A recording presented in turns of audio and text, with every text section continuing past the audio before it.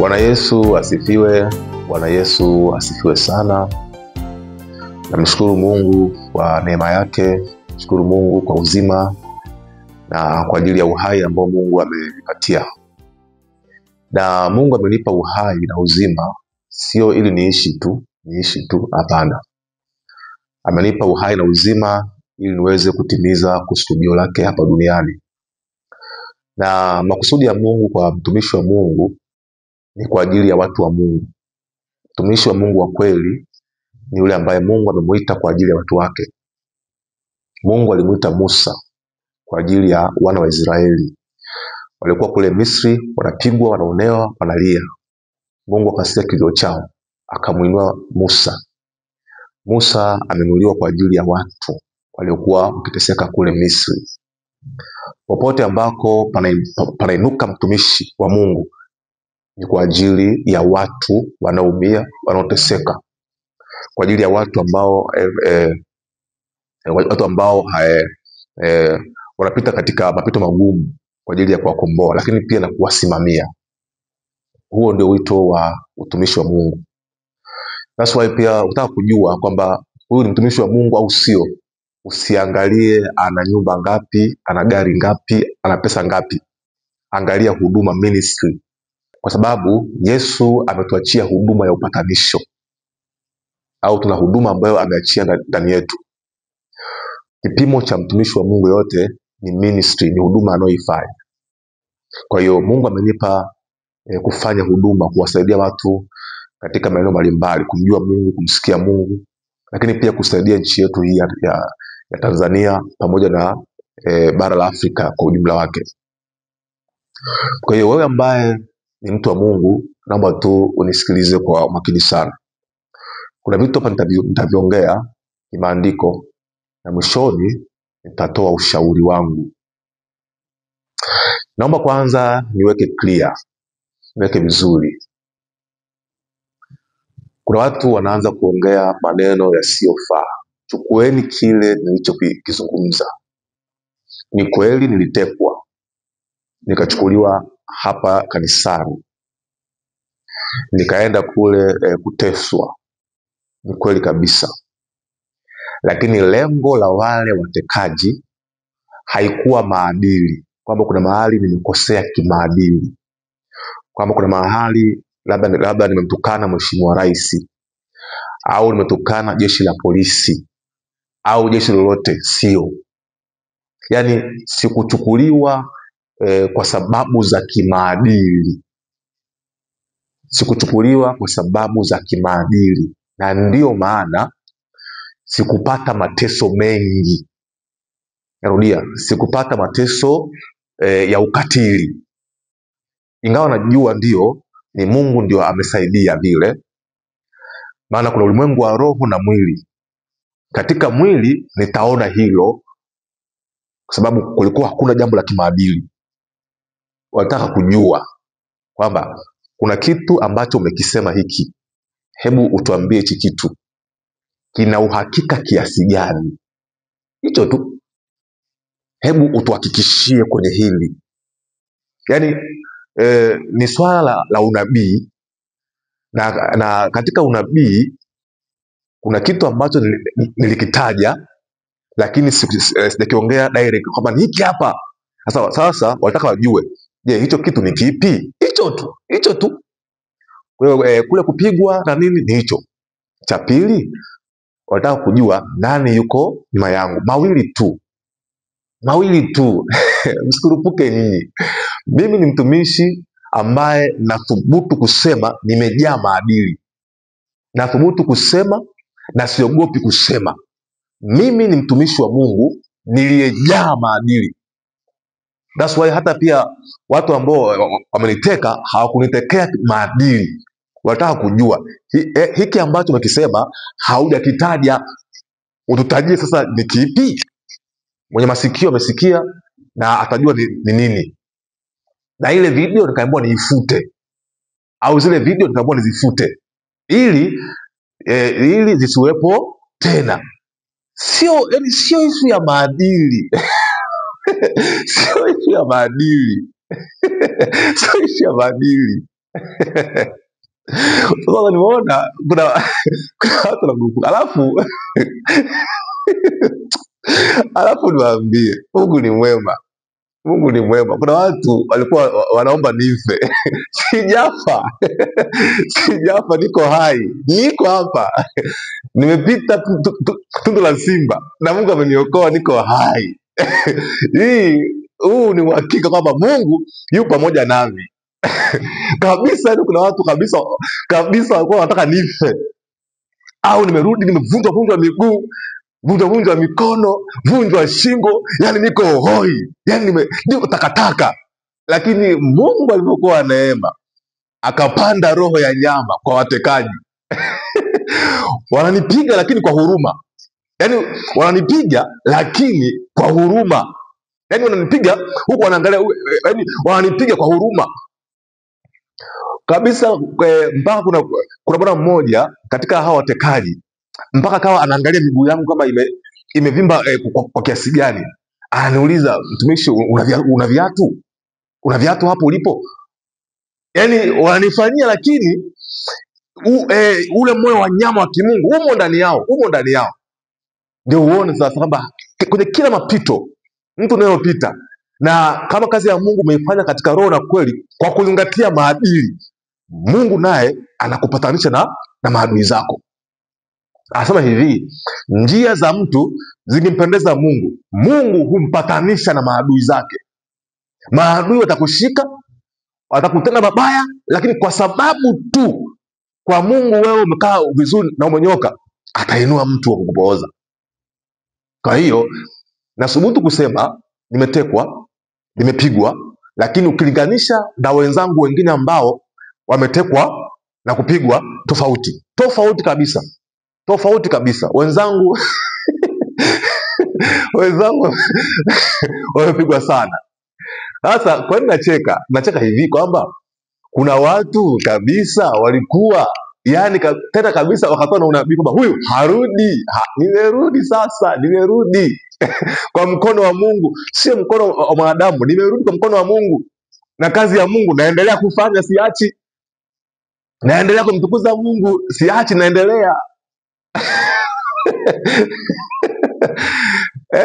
kabisa. Unafurahiaje mwenzako kuumizwa? Yani kabisa inasikitisha sana. Matendo haya sio mazuri, matendo haya ya utekaji sio mazuri. Hata pia hawa ambao wanateka wanajua kabisa hili jambo sio jema, sio zuri, lakini nini wafanye? Wanapewa oda. Mimi kabisa nachukuliwa hapa, simu zinapigwa, yani kuna mtu ndio anaongoza, mmemshika, ndio, mko wapi sasa hivi? Basi piteni hapa, pita hapa, ndio mpelekeni sehemu fulani. Kuna mtu ndio anatoa oda, yani wao wanafuata oda, yani wanafuata amri, fanya hivi, lakini kiuhalisia kabisa na wao ukiwaangalia, kuna moyo wa nyama Mungu ameweka ndani yao. Wanajua kabisa, wanajua fika hiki sicho, wanajua fika. Sasa kama tu hawa wanaofanya haya matukio wanajua fika si mema, iweje wewe ufurahie mwenzako kutekwa na kuumizwa, alafu eti wewe kabisa wewe ni mtumishi wa Mungu? Hata pia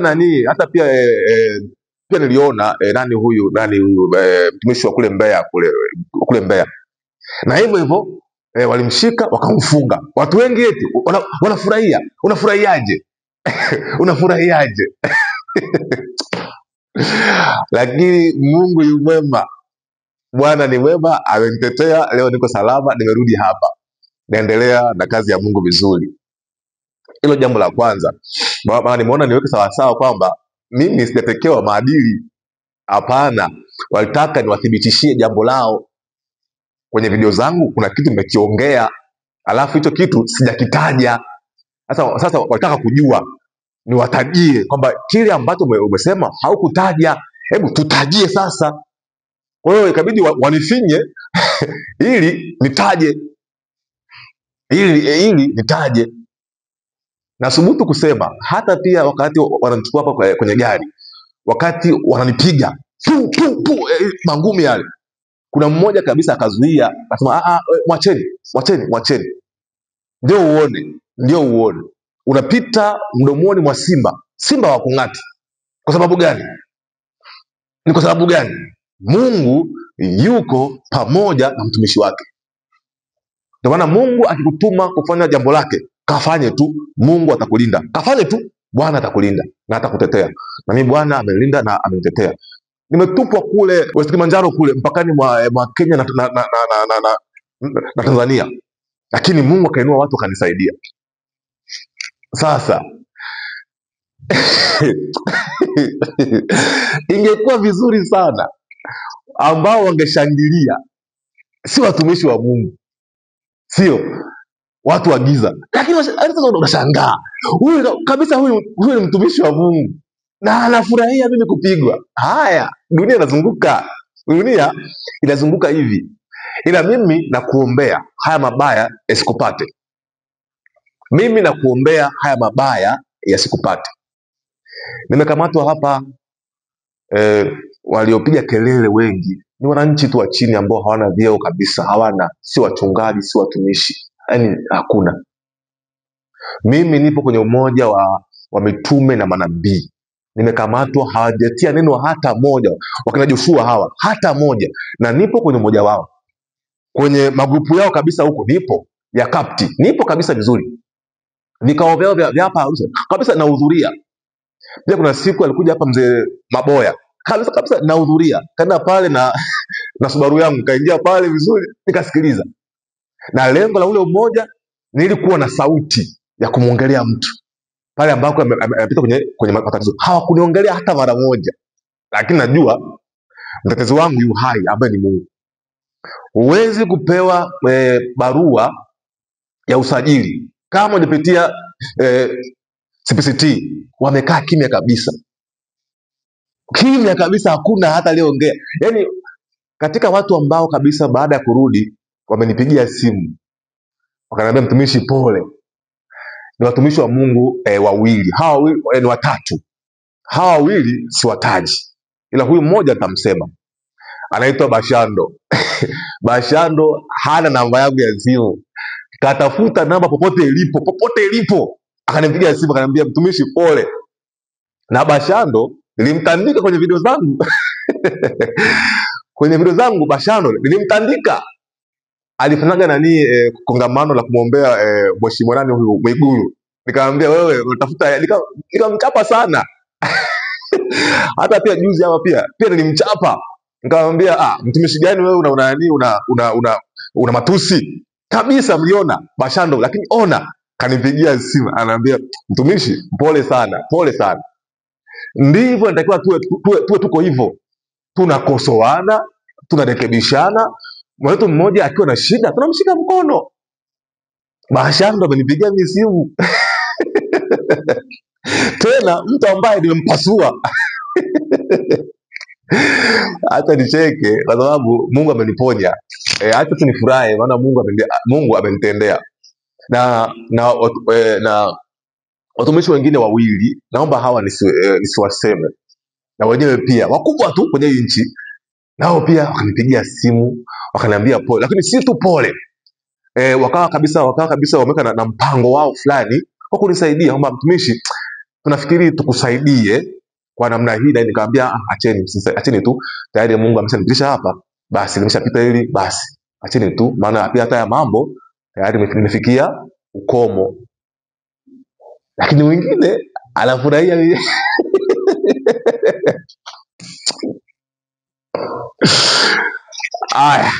Aya, tuache hayo. Ninaomba niongee sasa kuhusu habari ya mambo ya management, kuhusu mambo ya usimamizi. Kitabu kile cha Mwanzo sura ya 1 nisome mstari ule wa 26. Nasema hivi, Mungu akasema, na tumfanye mtu kwa mfano wetu na kwa sura yetu, akatawale samaki wa baharini, ndege wa angani, na wanyama wa nchi pia. Kwa hiyo Mungu alituumba sisi wanadamu kwa ajili ya utawala, kwa ajili ya umiliki na uchaji. Mungu alituumba kwa sababu hiyo. Lakini ukienda sura ya 3 Mungu pia alitengeneza bustani ya Edeni na pia akaruhusu nyoka awepo.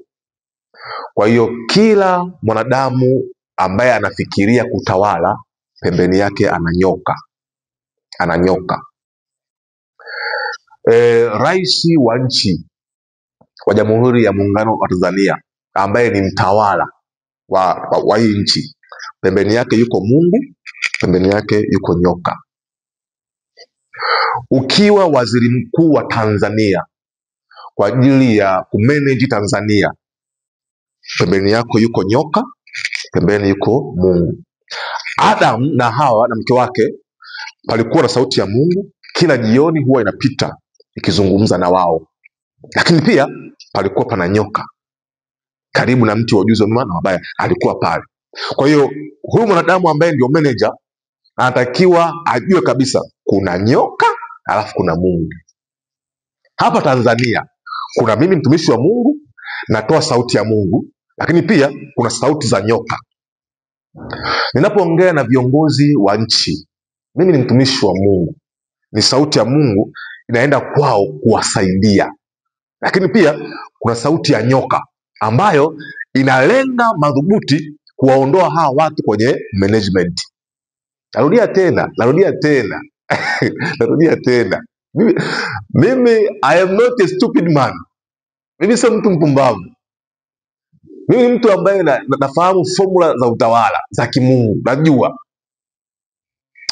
kila familia pembeni kuna nyoka alafu kuna Mungu. Familia ichague kumsikiliza nyoka au kumsikiliza Mungu. Kila mkuu wa mkoa, mkuu wa wilaya, mkuu wa kata, kila mkuu pembeni yake kuna nyoka, pembeni yake kuna Mungu.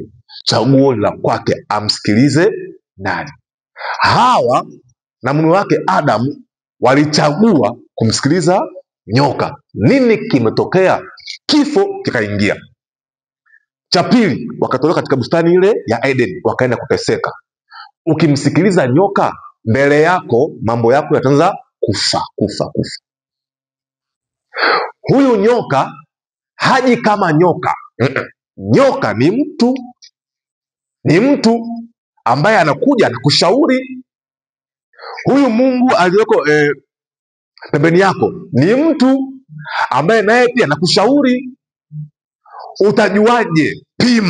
Pima ushauri wa nyoka na wa Mungu. Unaweza usiwajue, lakini mbona nimechukua ushauri wa huyu mtu, mambo yangu yameanza kufa.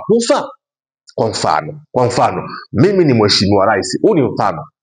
Mimi ni mheshimiwa rais wa Jamhuri ya Muungano wa Tanzania, sawa? Nina mshauri wangu hapa, labda mshauri wangu ni mama Sesi, mama yangu mzazi, au mzee Jacob, au rafiki yangu Davis Materu, ndio mshauri wangu. Nikiwa na jambo ananisaidia, ananishauri. Lakini mbona kila ushauri anaonipa Devi mambo yanazidi kuharibika katika nchi? Kwa nini? Lakini kuna na rafiki mwingine hapa, huyu akinishauri kuna vitu naona mwanga. Kunajua hapa ushauri wa huyu ambaye akinishauri mambo yanakaa sawasawa, nifuate ushauri huo wa huyu mtu, kwa sababu watu huwezi kuwajua.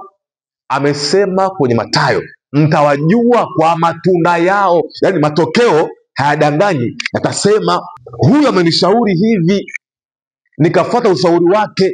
Matokeo yake ni nini? Nyoka amemshauri Hawa, akamshauri na Adamu. Matokeo yake wakaanza kufa, kifo kikaingia. Matokeo yake wakafukuzwa bustani ya Edeni. Matokeo yake Mungu akawalaani. Hawa utazaa kwa uchungu, Adamu utakula kwa jasho. Jasho linaingia. Unaanza kuwa na utawala mgumu katika nchi, familia, mtaa. Kwa sababu gani? Kuna ushauri umeutoa somewhere. Huu ushauri ni wa nyoka. Narudia tena. Hapa nataka niongee na watu wote ambao mna ndoto za kuwa viongozi, na kiongozi anakuwa ana wasaidizi wake. Uwe kiongozi wa nchi, kiongozi wa mtaa, kiongozi wa familia, uwe kiongozi wa aina yoyote ile, unakuwa una wasaidizi wako. Hawa wasaidizi kuna saa mtakaa kwenye baraza la mashauri, mtakaa tu mezani, mshauriane, tuna hii project hapa, tuifanye. Tunaifanyaje? Sikiliza haya mashauri. Na kila mwanadamu automatiki ana baraza mbili za ushauri. Kila mwanadamu anao watu wa aina mbili au baraza za aina mbili za kumshauri. Baraza hili limemshauri hivi na hili limemshauri hivi. Unaangalia sasa. Bwana asifiwe sana. Sasa mimi natumika kushauri tu, natumia kushauri. Mahali pengine kweli natumia ukali, mahali pengine kweli natumia kama hasira. Kwa sababu gani? Kumtoa mtu kwenye engo isiyofaa. That's why hata pia hawa ambao wamemteka hawakuwa na shaka na ukali wangu, hawakuwa na shaka na maonyo yangu, niwatajie tu. Bwana asifiwe sana. Ni bora mtu anayekufokea lakini unafanikiwa. Ni bora mtu anayekufokea lakini unafanikiwa. Kwa mfano, mwaka ule wa 2023 kama sikosei au 22, nafikiri 23 mwishoni, kuna prophecy niliitoa. Nikasema viongozi wakuu wainue watoto, aliyoko na ajaye wainue watoto. Na kabisa nikasema kiongozi huyu mkuu ataenda mpaka na 30, lakini ainue watoto. Asipoinua watoto, mambo yanaweza kaishia katikati na fujo zitakuwa nyingi sana. Kwa mujibu wa Biblia, akisema watoto, anasema kwenye Yohana ile 1:12, anasema wale wote waliompokea aliwapa uwezo wa kufanyika kuwa watoto wa Mungu, ndio wale walimjua jina lake.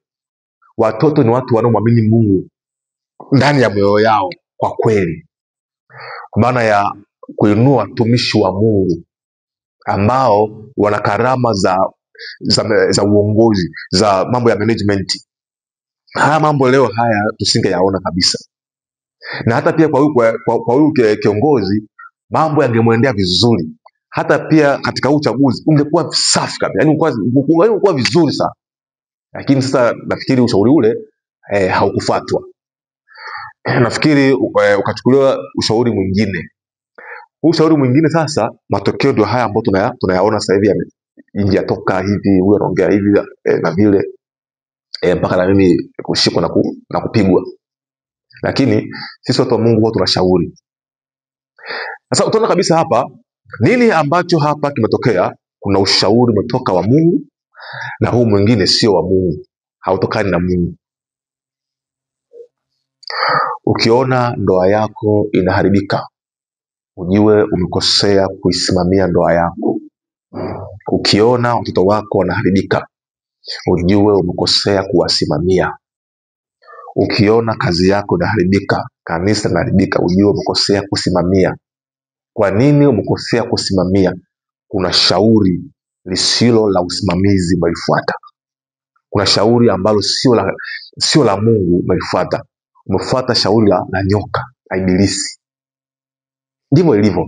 Maisha yangu yakiharibika mimi, ujue nimeshindwa kujisimamia, au kuna mahali mismanage, yani nimeshindwa kujisimamia kwenye eneo fulani. Kila tatizo unaloliona kwenye jamii, kwenye familia, kwenye maisha, kwenye afya, kwenye uchumi, kwenye ndoa, hiyo shida ni kwa sababu umekosea au umeshindwa kusimamia. Umeshindwaje? Umeshauriwa vibaya au umefundishwa vibaya au hujafundishwa? Ndio maana kabla ya kumanage lazima uingie kwenye madarasa ya usimamizi. Kusimamia maana yake ni lugha ya rahisi ya Kiswahili, kusimamia ni kusimama. Kusimama ni kujizuia au kuzuia. Yaani kuna vitu hujavizuia. Kuna vitu ukivizuia unafanikiwa. Kuna vitu usipovizuia unafeli, unaanguka. Kuna vitu nikivizuia kwenye ndoa yangu inasonga mbele, haianguki. Kuna vitu nisipovizuia ndoa yangu inaharibika. Okay. Kuna watu nisipowazuia kuongea na mke wangu, ndoa yangu inaharibika. Kuna watu mke wangu asipowazuia wasiongee na mimi, ndoa inaharibika. Kuna watu nisipowazuia wasiongee na watoto wangu, watoto wangu watakuwa salama. Nisipozuia. Sasa unamzuia nani? Kuna vitu nisipozuia kwenye kanisa linaanguka. Kuna vitu wa Tanzania wasipovizuia kwenye nchi yao, nchi inaanguka, kabisa inaanguka.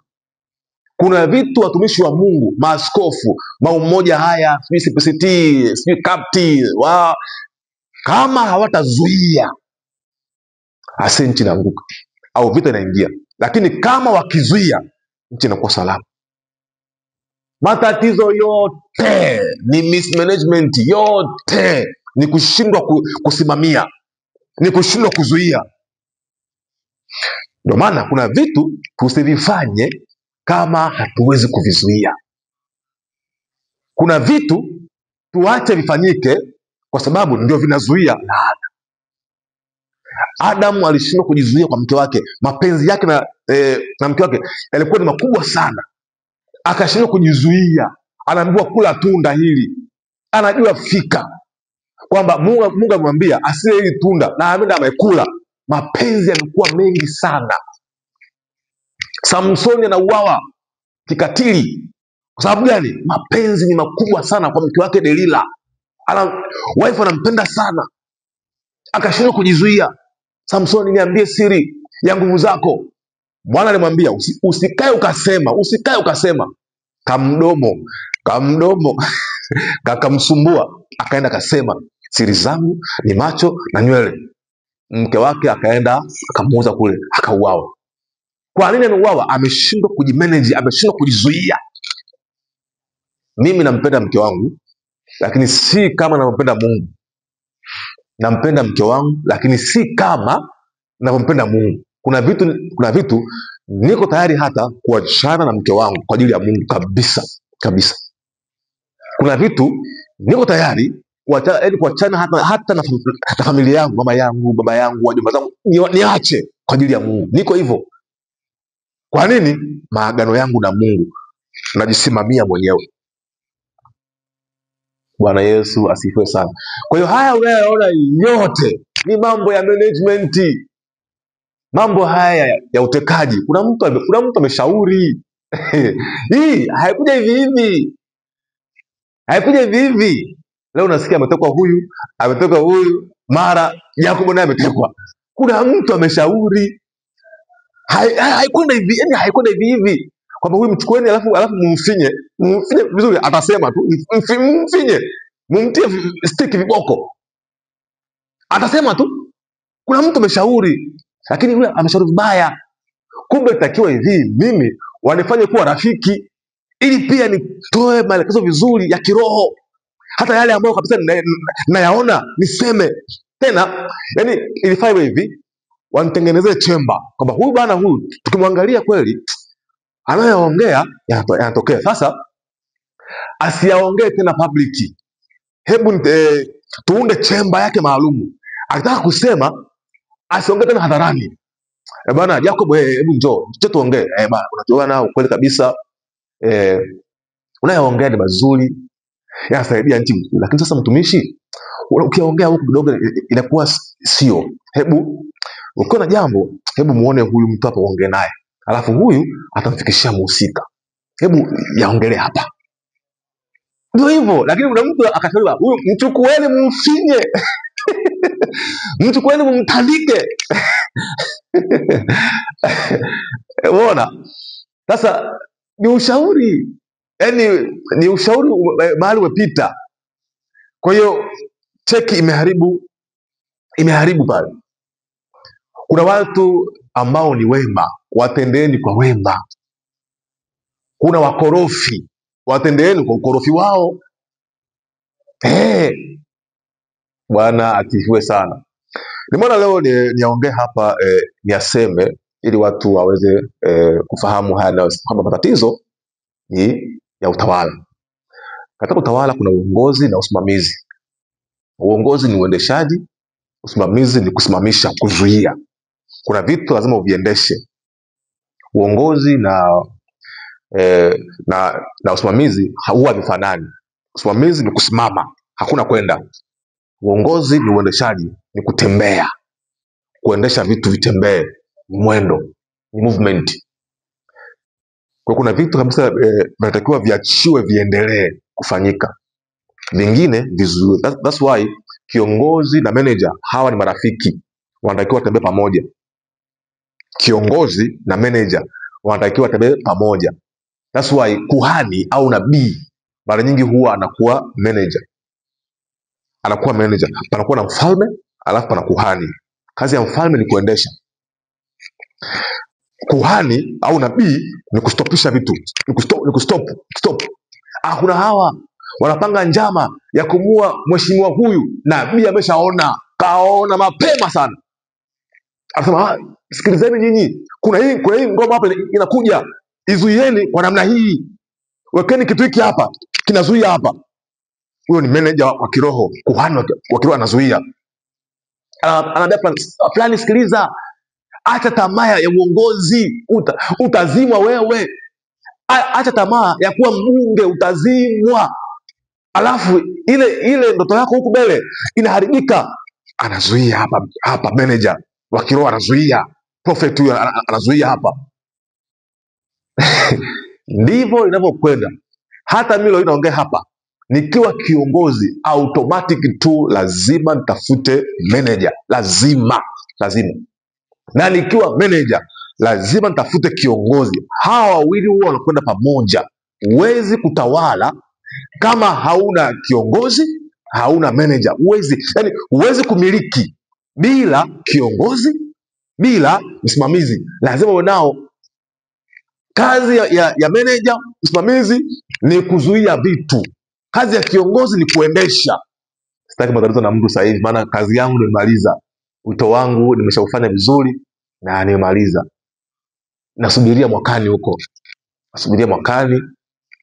Utawala wote ambao utakuja, basi mimi kabisa nitashirikiana nao. Utawala wote utakaokuja. Hiyo ndio hekima yangu kwa sasa. Kazi yangu nimeifanya vizuri kama Joshua, kama nabii Joshua. Kwa hiyo kazi yangu nimeifanya vizuri sana, na Mungu amenifurahia kabisa. Kwa hiyo hekima yangu, utawala utakaokuja nitashirikiana nao kabisa, wote tu nitashirikiana nao tu vizuri. Muda wa vita umeshaisha. Muda wa vita kwangu mimi umeshaisha. Kwa wengine sawa, endelee, lakini kwangu mimi imeshaisha. Sijui wewe unakosea. Nimemaliza. Kwa nini nimemaliza? Baada ya kifinyo. Baada mimi nilikuwa nafanya, unajua, okay. Hebu niwaambie watu hapa. Wanasema unajua huyu amefinywa ndio maana amesema mwisho. Nisikie vizuri. Dalili za kuona umefika mwisho wa jambo, utaanza kuona laana zinakuja. Ukiona wewe ni mtu wa kutembea kwenye baraka, alafu ukaanza kuona ishara za laana zinakuja, ujue hicho kitu kimefika mwisho wake. Narudia tena, ili nijue wakati wangu wa kuongea labda na mke wangu kwa stori hizi, nitaanza kuona kila nikiongea stori hizi tunakwaruzana. Najua hivi, mwisho wangu wa kuongea stori hizi na wife hapa ndio mwisho, nisiongee tena. Kama nilikuwa nikiongea na mke wangu kwa lugha za mahaba, anafurahia sana, anapenda sana, lakini kuna wakati nikiziongea hapendi. Najua ni mwisho wa kuongea, nitafute lugha zingine za kuongea. Kwa hiyo kila tatizo ambalo unaona tatizo linakuja, ujue ukomo wa kuongea. Mungu anaongea kwa ishara. Ukiona kuna crisis inakuja, mpasuko unakuja mbele, ujue kuna watu ndio mwisho wao, wanatakiwa waingie watu wengine. Narudia tena, palitokea crisis. Samuel ndo alikuwa kama rais wa nchi, Samueli, lakini watoto wake wakawaamua watu kwa rushwa, kwa mabaya. Nini kimetokea? Mpasuko. Watu hawamtaki tena Mungu. sio Samueli. Samueli, tuinulie mtu. Mungu anamwambia Samueli, wasikilize. Kwa sababu gani? Wakati wako Samueli utawala umeisha. Na kabisa tukiangalia kiukweli, Samueli alikuwa ni mzee. Sababu mwanzoni alikuwa na nguvu, taifa anasimamia vizuri, lakini tayari ni mzee. Sasa anainua watoto wake wafanye kazi. Kafika mwisho, tatizo ambalo Samueli alilifanya au kosa ambalo alilifanya, alitakiwa aandae nabii mwingine. Yeye akainua watoto wake wa kuwazaa ambao wao si manabii. Nini imetokea? Akaibuka mfalme wa nani? Wa wanadamu. Sasa ndio maana ukiona matatizo yanaanza kuja, ujue umefikia tamati. Mbona nimeongea kuanzia mwaka 2022 yote, 23 yote, 24 yote, 25 mwezi wa 5 yameanza. Ujue ni Mungu ananiambia yes, mwisho. Hapo ndio mwisho. Na bahati nzuri pia niliwaambia pia kwamba nimefika mwisho wa siasa za kiroho. Niliwaambia kwa Mungu ameniambia nimefika mwisho. Na ni kweli nimefika mwisho. Kwa hiyo siwezi kuendelea tena, nasubiria assignment nyingine ambayo Mungu atanipa. Kwa hiyo kipindi hiki cha miezi hii mingapi ya uchaguzi, mimi nitakuwa kimya kabisa. Nitakuwa kimya kabisa. Watu mfanye kampeni zenu vizuri huko. Kama mnaingia kwenye uchaguzi, ingieni. Kama hamuingii, sawa sawa. Utawala mpya utakaokuja, mimi nitashirikiana nao kabisa, nitashirikiana nao kabisa. Hiyo ndio hekima yangu. La mwisho, niwaombe wale wanangu kabisa mnaonipenda, baba yenu wa kiroho, nina uhitaji wa kupata simu. Simu ile imechukuliwa. Kwa hiyo hapa napoongea sina simu. Natumia tu simu ndogo sana ya kawaida hii ambayo huwezi kushuti. Ni vizuri mtu kama mimi ambaye huwa anafanya video za online. Kweli hapa tuna kamera tunayo, lakini kamera yetu kidogo haiko, yani iko vizuri, lakini ni ile ambayo huwezi kurekodi kwa muda mrefu. Baada ya muda huwa inakata. Ni kamera ya picha. Kwa hiyo huwa zinashirikiana ile kamera na simu. Lakini pia simu ni nzuri kwa sababu kuna wakati huko mazingira fulani huwezi kubeba kamera kila mahali. Kwa mahali fulani unaomba Mungu akakufunulia. Kwa hata simu yako vizuri unaweka mbele, unarekodi vizuri, unawapa watu unawasaidia. Au unamtumia mtu wangu huyu wa production ana edit vizuri, inaruka hewani. Kwa hiyo nina uhitaji wa simu. Simu ambayo hasa mwanzo nilikuwa nikitumia ni hizi Samsung.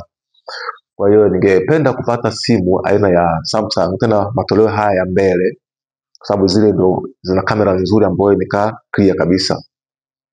Na matoleo ya mbele nafikiri bei zake zinaanzia 1,200,000 na 200,000. Ndio zile ambazo zina kamera ambayo imekaa vizuri na pia na storage nzuri kabisa. Kwa hiyo na uhitaji wa kupata simu ya Samsung matoleo haya ya mbele ya bei kuanzia 1.2, 1,200,000 na 200,000. Ziko simu zingine tu za laki ngapi hizi, lakini kamera zao haziko sawa, haziko vizuri. Changamoto video inakuwa inachenga iko hivi na vile. Kwa hiyo wewe ambaye Mungu amekujalia fedha, basi au pia kama unayo, unaweza ukaninunulia tu mwenyewe alafu ukanitumia tu nikaipokea. Wale ambao mnaipenda kazi ya Mungu, maana hii simu sio tu kwa ajili ya mawasiliano, kwa ajili pia kufanya vipindi kama hivi, alafu na kuweza kuwarushia na kuweza kuwasaidia.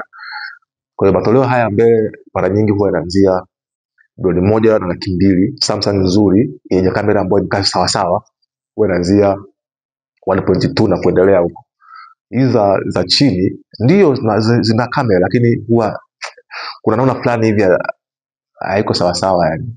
Lakini hizi za kuanzia hapo, unajua sana, ukiamua hivi kuna nyumba za kupanga ya 20,000, unajua ya 20,000 iko hivi tu. Hii ya 50,000, unajua ya 50,000 iko hivi. Ukiamua kuna nyumba ya kupangisha bei yake 200,000, unajua 200,000 huwa ziko hivi. Kwa hiyo hata pia hizi simu huwa tunajua. Simu ya 500,000 unajua ikoje. Simu ya 1,000,000 unajua ikoje. 300,000 unajua ikoje.